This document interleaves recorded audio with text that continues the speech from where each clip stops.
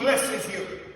Worship is that. And so Isaiah reminds us that we must wait upon the Lord.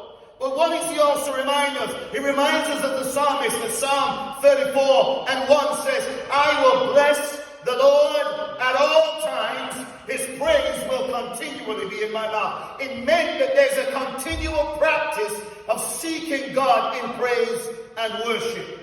The second thing I need to let you understand that in our day, there is so many things to worship. There is yourself. There is other iconic characters. There is your job. There is your money. There is all of those things around you that you can seek to worship. But God says all of those things can disappear. Your job can disappear. Your work can disappear. Your family can disappear too. Everything around you that you see physically can disappear. But what you will be left with is who you will meet. And you will meet God. He is the only thing in your life that cannot disappear. And your eternal soul. So when your eternal soul meets God, you must remember He is the one to be worshipped and not the idols in your life. And so if something's distracting you, if something is coming before God, if you have to put something down before you serve God, put it down quickly. Because God can only be worshipped. He can only be lifted up. He cannot be a side story. He cannot be something on the side. He has to be adored and worshipped and the center of your praise. The second thing is wisdom. Today we have a lot of knowledge flowing around, but no wisdom. Today we have not even knowledge, I would call it information.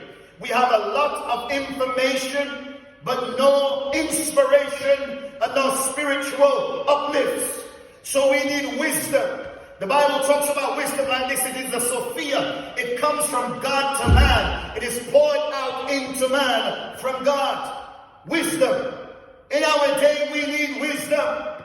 Everything is happening around us to give us knowledge of this, knowledge of that. There is this website for this.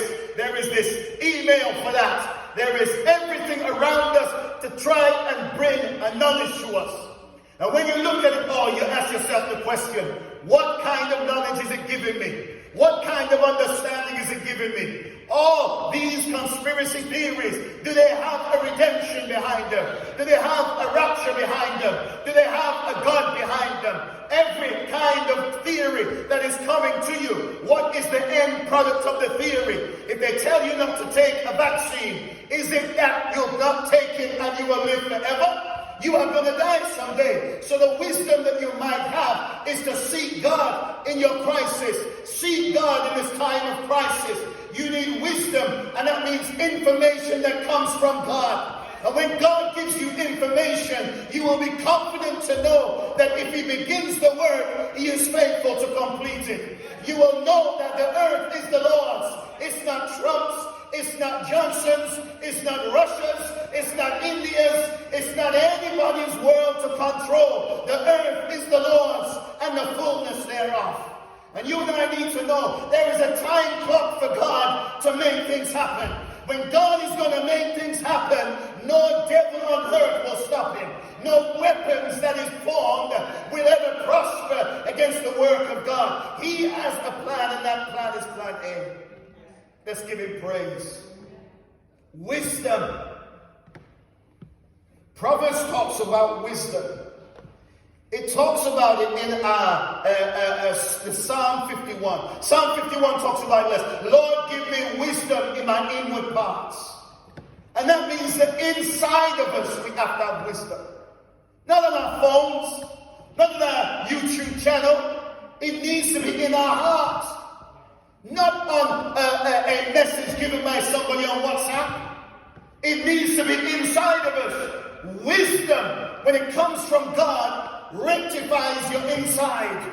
Wisdom is like a medicine. It's like a wine that goes in. It's like a drug that goes into your body and heals your spiritual sickness.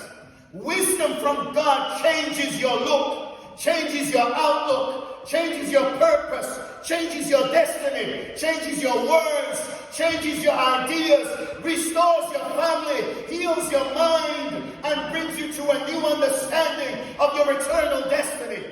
Wisdom from God. It also takes out the fear. When you have wisdom from God, fear has to die. And I think that today we have got an issue. We have got a lot of fear. Fear is taking over society. Fear is taking over the church. Fear is taking over our families.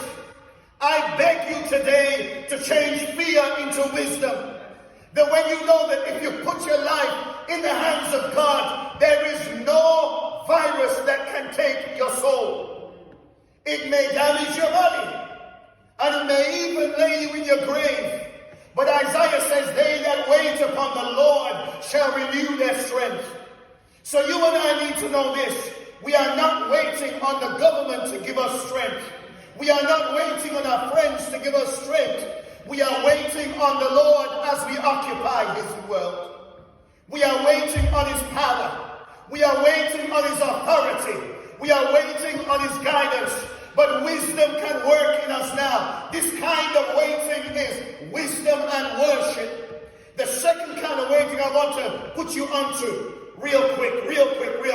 And I want you to write this down somewhere. The second kind of waiting I'd like to share with you is waiting in anticipation and action. Anticipation. What are you anticipating? Right now, everybody is anticipating that we will have a good Christmas. Everybody is anticipating that the lockdown will end and we will have a good Christmas. Sainsbury's is anticipating black people buying products because that's why they make black people come on there with gravy. And what they don't understand is gravy is only bisto. It's the chicken that matters, the ackee and the saltfish and the bami and the breadfruit. And that's what matters most. And the macaroni not mixed up with any foolishness, but macaroni with just cheese and a little bit of pepper. We don't want it mixed up with everything else with fruit and whatever. And little coleslaw and little salad. That's what matters. You can't just have gravy. And this is why Sainsbury's need to repent and find some black people in the boardroom and not on their adverts. So when you look at it, everybody is looking for this Christmas without presents.